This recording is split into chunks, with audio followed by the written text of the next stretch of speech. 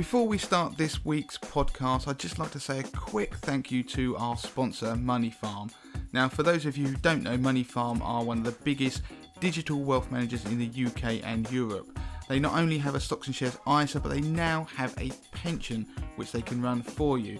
And now we've secured an exclusive deal for Money to the Masses podcast listeners and Money to the Masses readers, where Money Farm will reimburse the exit fees and dealing charges charged by your existing pension provider if you transfer to them.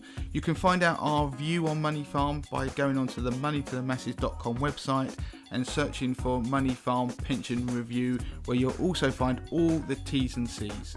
Now on with this week's show. Hello and welcome to episode 199 of the Money to the Masses podcast with your resident expert as always, Damien Fay, and me, Andy Leeks. Damien, we're back. How are you doing, buddy? Just one away from the big 200. Well, I only just noticed that. It's crept up on us, well, rather quickly. But I'm good, Andy. I feel like I've just landed back in the UK, because anybody who listened to last week's podcast will have known that I went to the Web Summit, which is an annual event that happens in Lisbon, where they get the great and good of the internet world and put on a whole load of conferences. 70,000 people, I think there's 2,000 speakers. It's crazy. Everything from artificial intelligence to fintech, crypto, robots, you name it, it was there. So I've just got back, and it's going to form one of our pieces today, actually, about the future of personal finance. So I'm good, Andy. I mean, I'll just quickly tell you one vaguely interesting thing that happened to me on the way home before I ask you how your week's been. But go on social media. If you follow me on social media, I'm doing lots of live video on Instagram. That's the word I'm looking for. Live video on Instagram. And I did it at the conference, and I'm loving it. Last week when we had our meetup, people asked, how did you and I start this podcast?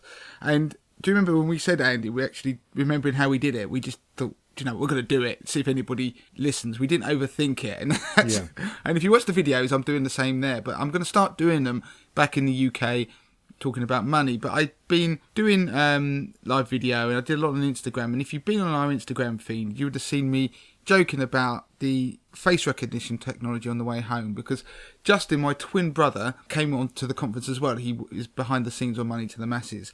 And on the way back, we somehow managed to swap passports and not realise. And you go into these amazingly high-tech scanners. You put your passport in. You stand there for an age, scanning your face, and then it opens the door and lets you through. Well, when we were in Lisbon, it wasn't until we'd gone through these scanners and obviously passed the test that we realised we'd used each other's passports. And I thought that it was quite ironic, really, given that we'd come from a conference about the amazing feats of technology and what it can do now. I thought the sort of basics of face recognition could deal with twin brothers. And if you look at the Instagram picture I posted almost immediately afterwards, we don't look that alike. And we are identical twins. And some of you last week at the chat, the meetup in the pub, asked me, how much does your brother look like you? And Andy said, well, he doesn't look that much like him, really. Not these days. I can tell the difference. And we do look different, unless you're a machine, it would appear. But yeah, so anyway, enough of that, Andy. How was your week? Yeah, I've had a fairly busy week with work. And of course, we've had, over in the UK, we have, what do we call it now? Guy Fawkes Fireworks Night, the 5th of November, whatever it was. We had lots of fireworks going on in our area. And the school actually ran a very good fireworks night, and via the PTFA, so we raised some money for the school funds at the same time. But that's pretty much all we've done. Oh, it's still good though. I love a good firework display, Andy. And if you go to the one near where I am, you also run the risk of having one of the large fireworks hit you in the crowd. It seems to be every year. It did last year, and it almost did again this year. So and it's just one of those big rockets that's meant to go about, I don't know, 100 foot in the air and make a bang that almost shatters people's windows. Well, 2 years in a row, it's almost fallen into the crowd before going off. And it's been on the ground. I suppose it just adds to the occasion, really. But anyway, I love fireworks. I will tell you what's on this week's podcast. Please do. Right, this week I'm going to have a bit about, like I said, the Web Summit and the future of personal finance. Just some things that I learned, because when you go to these events, you pick up trends and maybe what's going to happen in the future, which is bit of interest to people. Is there going to be any great innovations that I see coming in the next 12, 18 months? I want to do a bit on investing. The markets at the moment have been incredibly interesting in the last week. partly because of the election, mostly because of the election, actually, to be honest, in America, the midterms. And I want to quickly touch upon a bit of research I've done for 80/20 investor members on performance fees. So funds that charge performance fees. So if they perform above a certain threshold, they take more of your money. It's meant to incentivize them to actually deliver. And the last piece I want to talk about is something to do with changing the conversation around pensions. We've done bits upon what you should do to boost your retirement income, and about, I think it was the last week or two, where it effectively said work until you die, and I made a flippant comment and laughed. This is going to be a little bit more interesting, more about what happens at other stages in your life, and actually challenges some conventional wisdoms, which is very good, a piece of research, and it made me think long and hard. So there we go, Andy. Well, should we kick off with the Web Summit? Yeah, let's go for the Web Summit. I know you went a couple of years ago and you had some good feedback from it, and I imagine things have moved on. Things change in these kind of environments. Yeah, it's a good event, and the thing about it, it does change. I didn't go last year because I think it's one of those things, if you go every year, then you don't see any quantum leaps, if that makes sense. You don't see the trends are in tech. They're quick, but actually things don't get adopted as much as you think they do, and some things fade away. And also, if I'd gone last year, they would have banked on and on about crypto, Bitcoin and the like. Yeah. And it was this time last year, just before Christmas, wasn't it? It was a nightmare. Yeah, because it was in the paper all the time, and it peaked, and everyone was going to be rich from Bitcoin, and the price went from $20,000, popped and went down to $6,000 where it is now. So, no, this year, one of the big takeaways, I would say, is a general theme about technology, and I think you can apply this into the financial world. It will creep over via fintech, so that's financial technology. Is there were some key points that were trust, authenticity, inclusion, and diversity. They were 4 words that I wrote down from attending probably about 30, 40 talks and panel discussions. They weren't necessarily all explicitly used, but they were words that described what the talkers were trying to get across. And it seems to me that the world of tech has rapidly revolutionized the world and the way we do things back from when it was invented. And actually the creator of the internet was there giving a talk. It made news over here. I saw the Guardian did a piece. He basically has come up with a Magna Carta for the future of the internet, saying that all the big firms should sign up. And I think 1 or 2 of them have, trying to make the internet, rather than a dystopia, it's got to be a world that we'd love to be in. It's got to be inclusive, safe, and all these things. So he wants to make the internet fluffy, effectively. And if the founder, a creator of the internet, wants to do that, it's probably a good thing. But what it has done, it's actually made you realise that the tech world has gone from just growth and making money and realising they have a social responsibility, and they do impact the world and do impact people's lives. So like Facebook in the election, and they used the Cambridge Analytica. Do you remember that story that broke about? Yeah, I do indeed. If you can, I'm not sure if Web Summit do publish the talks at all, but the guy, one of the whistleblower behind Cambridge Analytica, was there, and he gave an amazing talk. I mean, he ranted, he's scathing on Facebook. In a nutshell, what was behind that, what he said actually happened, is they were building these algorithms. I'm sort of going off at a tangent here, but it's an interesting topic. They basically, Cambridge Analytica were using data to be able to see if they could manipulate what people did and the way people thought. Think of it like ISIS and things like that online. Could you be able to get people into, say, Facebook groups and therefore plant views, ads, content, and try and shape the way they think? And if doing so, could you actually cause people to take action? Mm-hmm. And the idea was this was meant to be a weapon to disrupt some of the terrorist organisations out there. But what actually happened, America turned it on itself, and they used it to be able to sway the American election by putting out content, the sort of thing that Donald Trump would spout about, something that's very divisive, and the data was given to Russian spies, etc., etc. And he was claiming it's all still going on now and Facebook know about it. That's what he alleges. I mean, how the guy is still walking the streets and alive, I'm not quite sure. But he was really scathing about the way our data is being used without our knowledge, and it's actually being weaponized. And one of the things that is a takeaway from that talk and many others is that, do we really want the likes of Facebook and potentially Google, who are all going to try and get into the transaction game and create banks. They want to take over everything. They'll attack any business model that is successful, whether it's to do with banking. And banking is probably one of the last things that those companies haven't really got into. So do we want them to know all that information? Because actually, we've already been shown that companies like them or third parties are using that data as a weapon against us to either manipulate what we think or what we do. But then they could, if we think about it, get to a world where they could use that data to manipulate what we can do financially or what we can't do. And that's, to me, a big issue. And it goes back to this whole idea about having this Magna Carta for the internet. It seems like the power of technology has grown so much that there are people now realising that we need to be able to do something good with it. And it was one of the things is trust, because most people don't trust big tech anymore. It's exactly the same for the financial services. They're not authentic. They want people who are authentic, who tell the truth. They don't want fake news. And they want inclusion. There was a really good talk about hiring refugees. And refugees do want to work. They are social connectors. That's what they have to do. They go to countries where they can't speak the language. And so they are great at forming bonds within societies.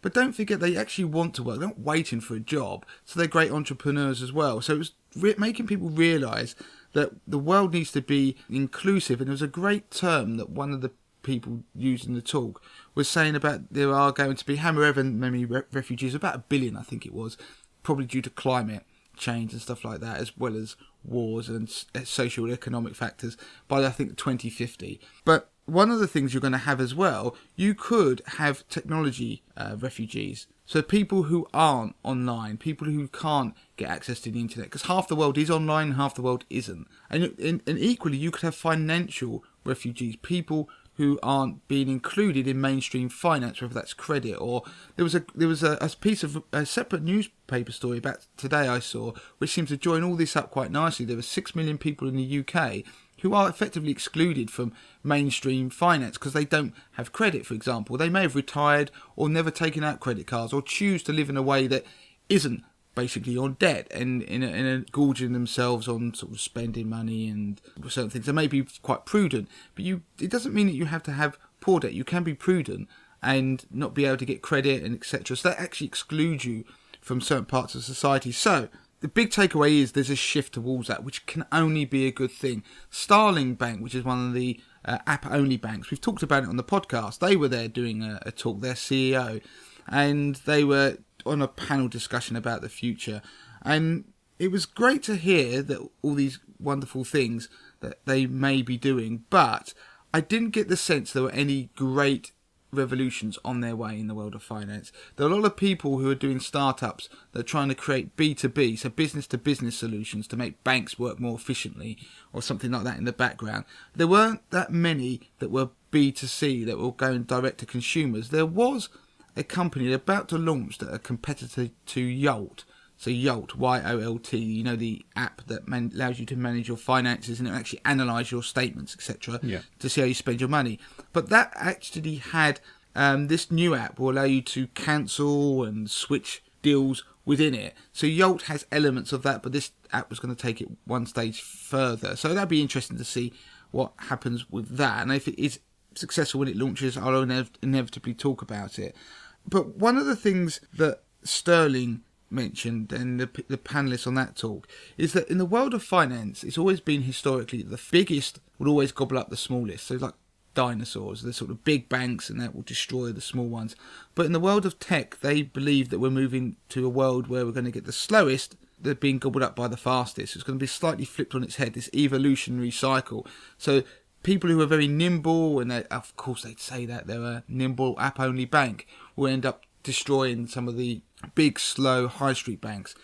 I'm not so convinced myself, because if you want my view, I think what will happen is the high street banks will play on the inertia that exists and realise that's what makes them all their money, and they'll probably buy a company that does some of this sort of comparison type data with they could tie up some APIs to your bank account and recommend deals that you can switch. That's a great way of monetising inertia, and most people would probably just stay with their own bank if they offered that service. So although the app-only banks are pioneering, I think what you might see is the dinosaurs actually realise that they could use this trick quite neatly by buying someone and then plugging it into their back end and then using and monetising their inertia even more. So I'm not so convinced on that. The only other thing I just want to mention before we move on is that while there wasn't any great innovations that I saw and necessarily great apps, there was a movement towards realising that you've got to have more trust and build trust within finance and within technology, which can only be a good thing. You've got to give value to people. You can't just exploit them and sell their data. The one thing that was a slight worry, and it was used on the Internet of Things. So there's a guy on stage and they'd created a house. So with all these amazing new gadgets of, with all that cameras and washing machines and doors and doorbells and whatever speakers that all linked up and could communicate. And he on stage showed live how he could hack into somebody's house via the weakest point, which could be a camera, a security camera, and then they could take over their home. And it got to the point where this man took over this person's home, and via the speaker, say Alexa and things like that, he was able to record their voices, so you could use their voices in voice recognition technology to be able to go off and do all sorts of other things. Extrapolate that into the world of finance, that means he could probably do stuff with their bank accounts, etc. He even managed to unlock their front door that was via voice recognition. So the point he said is that with all these wonderful things that are coming along, that a washing machine company that has got software in it so it can tie up with all the other devices in your house is going to be probably quite weak, because that washing machine company spent the last 60 years building washing machines, not software. So when it comes to security is normally the last thing that they're good at. And I think we're going to probably get the same thing in banking. That's my only concern. Of course, the wonders of API and open banking is brilliant, but I do think we're probably going to get that scenario where the weakest part of that big map of services you use will probably enable people to hack into it. So it's one for the future. We'll probably have bigger security stuff going on in the fintech world. So AI, I'll quickly mention that. How does AI fit into this?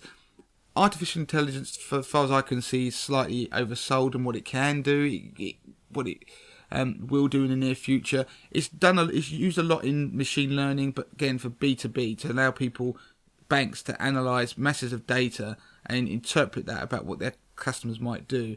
We're not seeing a lot of it for consumers just yet. So as much as you'll see robo-advice firms claiming artificial intelligence, I don't believe it myself, because I didn't see a lot of it at the Web Summit. And if it's not there, it's probably not quite as far developed as people think. It's probably going to be used as a buzzword. But the overall thing is very positive. Lots of stuff that will probably come in the future, but maybe nothing too exciting just yet.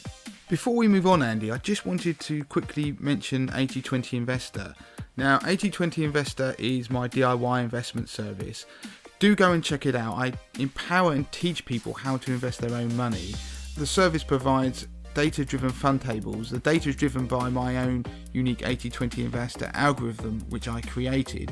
You also get stop-loss alerts, you get research articles and insights, you get market commentaries, monthly commentaries, and DIY investment lessons, but you also get access to my £50,000 portfolio, which is a portfolio of my own money, which I run live on the site for members to see, and it shows people how I use the service to maximise my returns. And in the first 2 years of doing so, I turned £50,000 into £59,500, which is a 19% return, beating investment managers, professional fund managers, financial advisors, investment banks, passive trackers, and the market. So everybody can have a free 30-day trial of 80/20 Investor, and you can claim that by going to moneytothemasses.com and going and clicking on the 80/20 Investor hyperlink at the top of the page. So go and try the service. Let me know what you think of it, and I know from the feedback that you're going to love it. But for now, on with the show.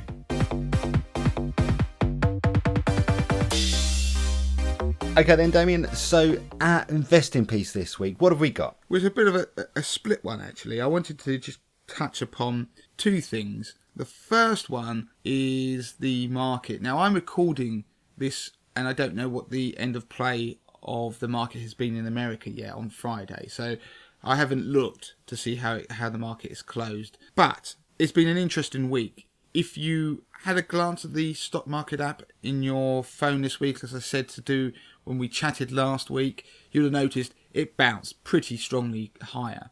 And it was largely the result of the US midterms. So unless you've been in a cave, you may have noticed there was a midterm elections in America, and the outcome of that was that Congress was split. Now, I don't know if you do you follow US politics at all, Andy, or how it works? Do you know what? My wife and I were sitting down the other day, and while we were watching the midterms, we decided to dig a little deeper and do some Googling of our own. So we know a little bit more than we did, but not a lot. I mean, yeah, kind of. Well, I talk and write about it from an investment perspective, but I didn't really understand how what is the House of Representatives and what it is the Senate. And I'm going to give you just very quick understanding. And I heard somebody on TV say this while I was away, and he explained it so well, I hope I do it justice. But quite simply, in America, they have two houses. So you think our Houses of Parliament and our House of Lords. Now, in America, the House of Representatives there's loads of them. So it's a bit like our MP. So in each state, there's lots and lots and lots and lots of them. And they're voted, and so they represent people. And that's the election that happened. That was one part of that. So all of those hundreds of people were voted into the House of Representatives. And so the Republicans had that, so that's Donald Trump's party, had that previously, and the Democrats won the power of that. So it was like them having the majority in the Houses of Parliament. The way US politics works is that those House of Representatives, those MPs, are done by population. So the number of people from the House of Representatives for your, let's say, Florida, will be based upon how many people live there. So what it means is that very populated areas, like cities, have more members in the House of Representatives than areas that are incredibly sparsely populated. So that was deemed as unfair. So what they had is that each state could have two, and I think it's senators you'd call them, in the Senate. So it was actually to give them more of a representation. So if you lived out in the back or beyond, you wouldn't have much representation in the House of Representatives, but you would have a much fairer shout in the Senate. And some of the senators were up for voting as well to be replaced. But basically, there was hardly any change there. There wasn't many people up for election. So you can see what happened. You've got Donald Trump at the head. You've got the two houses, and they were both Republican. Now they're split. The House of Representatives is Democrat and the Senate is Republican. So you can imagine there's a bit of a deadlock. So it means that things are going to be slower and harder for Donald Trump to go and do some of the crazy things that he wants to do without the Democrats almost rubber stamping it and agreeing. So in itself, you might think it's a negative, but for US politics, that's not unusual after the midterms, and it was kind of seen as the least worst option. So the Democrats taking full control, other than the presidency, or the Republicans taking full control of, or maintaining control of the Congress in total. So the market bounced, and it bounced a lot. It bounced about 2 to 3% in one day, which took it from that down in that 2,700 level I mentioned on the S&P 500, the US stock market, up to 2,800, which is a key level which starts to make the whole thing much more bullish and positive. Now, the reason I was talking about what the market's doing today is if there's signs of weakness, we go back down into the 2,700s, the whole thing may unravel again. But come Wednesday, Thursday, suddenly the whole world was feeling a lot more bullish. But it was one of those things that, was it because of the election that the market bounced? Because after all, it was the most anticipated and expected result out there. Statistically, it was the most likely. Maybe it was a bit of what they call a short squeeze, where everyone was short in the market and then they suddenly decided to panic a bit and reverse those shorts. So if you're trying to bet the market's going lower, you start doing the opposite, so it causes the market to rally higher. So it's quite an interesting one. So where we are at the moment, we're still on this cusp of, it's a bit like the election itself. You've got the swings from blue to red, becoming very bearish at one point in the last few weeks, with the way the technicals were looking on the stock markets globally. They are still quite bearish, but they started to swing back towards more being a little bit more bullish, especially in America. But the overall picture is still mixed, and it's still, despite that bounce, not looking fantastic out there. So look beyond the headlines, look at some of those technical numbers, and it's quite... If you open up your stock app, I mentioned about the German DAX and how it's correlated to the US stock market. Have a look how that's been doing lately. That hasn't been doing that well. So again, it's not great signs. But we're in a very interesting point. So your homework for next week is to keep looking at those numbers on that S&P 500, see where they are. Has it crashed back down to 2,700, or has it kicked on and heading towards 2,900 again and going towards those highs? We're still at that knife edge. We're still that battle. But now, leading on from that, the second part of the investment piece, we're talking about funds, and I did a research piece this week about fund performance fees. Now, normally when you invest in a fund, you may be charged an upfront rate fee. Very old hat now. We have fund supermarkets like Hargreaves Lansdown, or you will be charged an annual rate as well. So like a management fee, let's just call it 1%. It varies above and below that, and we'll ignore the fee that Hargreaves Lansdown, the platform fee that's levied by them. So what sometimes happens is that fund houses, in a desperate bid to try and market themselves as being more aligned to investor outcomes and interests, they create something called performance fees. And what it does, it means they can quote a lower annual charge, but if they perform above a certain level, they can take an extra, say 15, they could take 15% of that outperformance and keep that. But of course, the idea being, as an investor, you're thinking, well, I'm still making a profit. I'm happy because I've got the other 85% of that bit of profit. But does it really align the thinking of managers? Because they're obviously trying to make people more money. So by having this kind of structure, it's meant to be that rather than you just get paid a juicy amount no matter what you do, if you're incentivized to actually try and make them more money, because you therefore can earn more money as a fund, that's meant to make you more aligned. So I raised the question of, does that really happen, or does it encourage other forms of behaviour like risk taking that are probably less desirable? Now, I won't give you all of the research because that's for 80/20 investor members, but I just want to give you one example. I don't want to pick on Neil Woodford, but you remember he had an investment trust. He charges a no fee. His is slightly different. I don't think he even charges a fee, because what's funny about some of these performance fees, even when they underperform, they don't pay you back, which would be nicer. They just go, we won't charge you anything. So they take money when they do well, but if they don't do well, they just go, we'll just sort of ignore that, rather than going, here, have some money back because I've messed up. That would be interesting. But what Neil Woodford does, he does one where he just says, I'm not charging anything until I outperform. And he sets quite a high threshold of 10% a year.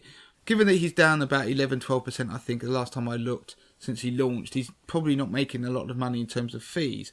So does it raise the question of whether they work or not? I'm not going to give away the research like I said, but there's not enough evidence when you look at it to suggest that you should buy a fund because there's a performance fee. It doesn't suggest that it actually adds to any outperformance. And in fact, I would say there's evidence that it does create some forms of behaviour that is probably less desirable in fund managers who are trying to get extra returns. But equally, I just want to leave it out there that there's not a lot of evidence to suggest you should avoid funds with performance fees. So the short answer is it should be just ignore the fact. It's a marketing ploy. It certainly doesn't do anything on the upside, but it isn't horrendous on the downside. I go into more detail on 80/20 Investor. So if you see it, then perhaps look through it. But there are some behaviours with the way they manage money that are probably less desirable, which 80/20 Investor members can find out. Right, we're done on the investment theme, Andy. I'm going to go straight into the last piece because I'm conscious of the time, and about pensions. Yeah, pensions. I mean, a lot of people switch off when you mention pensions, but I know you're a big fan. You've done some excellent podcasts in the past about compounding and, how just a relatively small amount into your pension can make a massive, massive difference in the end. And I always like these pieces personally. And, there's something that you mentioned earlier about changing the discussion slightly. So what have we got? Right, on this one, last week we talked about, do you remember that piece of research said one way to boost your retirement income is to retire later? And it's because of this compounding effect that you're not taking as much income because you're going to basically die sooner in retirement, aren't you? So you're going to, if you think of anything in extreme, I always say think of things in extremes and it helps you understand it. So let's say you delayed your retirement for a long period of time and you only live for a day, the amount of income you could take from your pension is enormous because you could spend 100 grand in one day rather than it over 30-40 years, if you get what I mean. So that research piece showed the compounding effect of even just 1 year, 2 year delay in retirement. But what was quite interesting about a bit of research by 7IM, they're an investment company, and I mentioned them and credited them with it because it's actually a very good piece of work. I've not seen the details, but I've read the sort of high-level outcomes. And what they did was look at the small tweaks you could make to your pension or the way you save throughout your life. So don't switch off. If you're in your 20s, 30s, 40s, 50s, nearing retirement, this is all relevant. What are the small tweaks you can make that could have the biggest impact on your retirement income and how much pension you have? Because I like the idea of small tweaks. No one wants to be drastic. We don't want to do anything too crazy. It's small and often. And what they did is they ran through a whole load of scenarios, and they looked at people who saving amount of 2% of their income a year into a pension, so monthly, up to 20% a year into their pension. They looked at the withdrawal rates at retirement, so how much you were going to take a year. It's 5% a year up to 100%. They looked at different retirement ages, 55 to 75, and they looked at different risk profiles that people took when they were investing. And they chucked it all together. It was 10,000 scenarios. That's a lot of potential scenarios to see what had the biggest impact, what minor changes actually had an outsized impact on your retirement. And it was really looking at how you could avoid running out of money. Now, of course, if you start early, the earlier you start saving into a pension, the better you'll be. And when it comes to retirement, because of that wonderful thing of compounding. And that's kind of a given. We've all worked that out. But what is interesting is when you're young, so let's say you had £20,000 a year salary and you saved 5% of that money into your pension a year, and you had a growth rate of 5%. This is one of the scenarios they used. Now, at the end of year one, you would have basically 5% you would have put in, that means £1,000. At the end of year one, add 5% growth, you'd have £1,050. But if you'd instead, rather than saved 5%, if you'd saved in 6%, then that end of year one figure would have been 1,250 because of the extra amount you obviously putting in and the extra growth you get, because they assume the same growth rate. The point is, when you think about your pension pot, when it's small and when it's less than the size of your salary, so in this case 20,000, the bigger impact in making it grow is not by increasing your investment, the level of risk you're taking, but the amount you put in it. Does that make sense? So again, think of extremes. If you only have £1 in your pension pot and you put £1 in, you've doubled it. Whereas if you've got £1 in your pension pot and you get a 5% return, you've got £1 and 5p.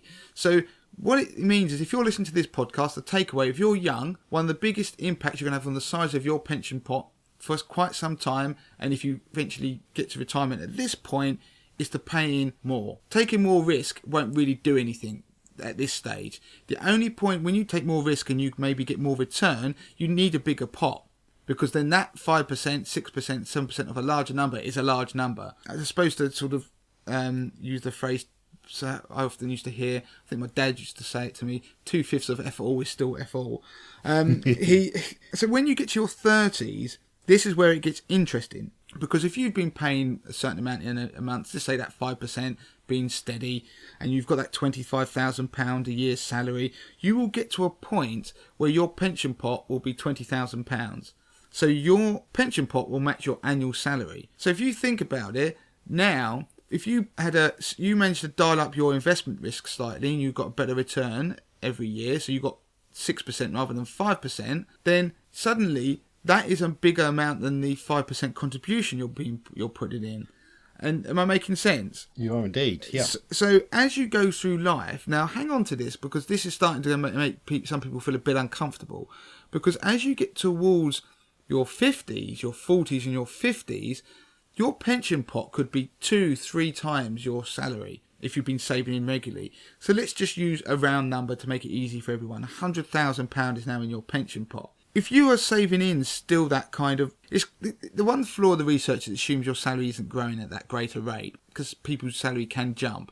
But let's say you're just steadily paying in at that rate you were before. Actually, by getting a higher return on your money, so you go, let's say you got to 7%, you'd get £7,000 added to your pension pot that year from just taking more risk. That's way more than you putting in, say, the £5,000 or whatever you were putting in, or the £1,000 you were putting in a month. It would make a much bigger impact. So there is this bizarre trade-off that the bigger your pension pot is, the more it will grow because of the more risk you take because of the compounding effect. The smaller your pension pot, the more it will grow by the amount of money you put in it. So the smaller amounts you put in it. Because if you think in time, no one can match the size of their pension pot with contributions, can they?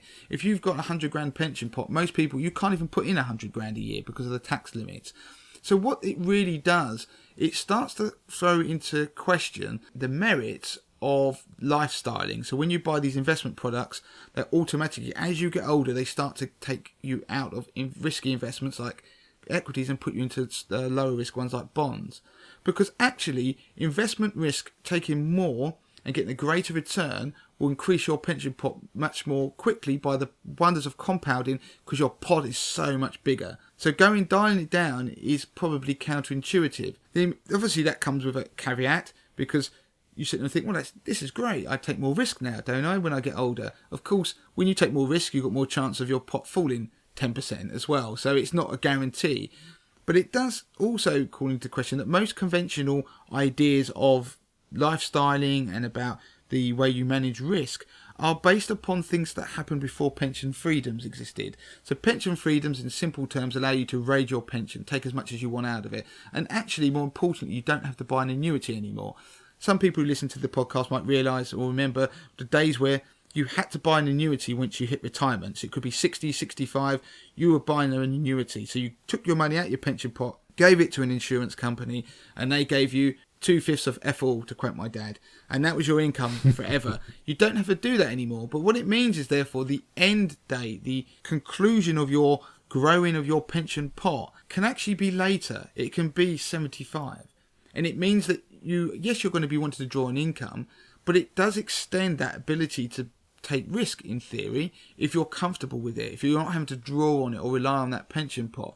So the point of this section of the podcast was just to really get people to think that, when you're young, they say put in anything you can. The bigger impact on seeing your statements grow bigger is going to be about the amount you put in, because it's disheartening. You see the market go up 10% in a year and your little pot seems like it's done nothing, because the amount you're saving in is much bigger than the amount that's in the pot. As that dynamic changes, it starts to get exciting the more investment risk you take. But of course, as you get older, you may not want to. But it just means that you could question and think about when an advisor tells you to take in more risk is a bad thing or less risk. Get them to plan it, cash flow planning. Get them to look at it in the round of how sustainable your income is or will be, because that's what it's all about. A lot of this stuff is about whether you can survive without running out of money.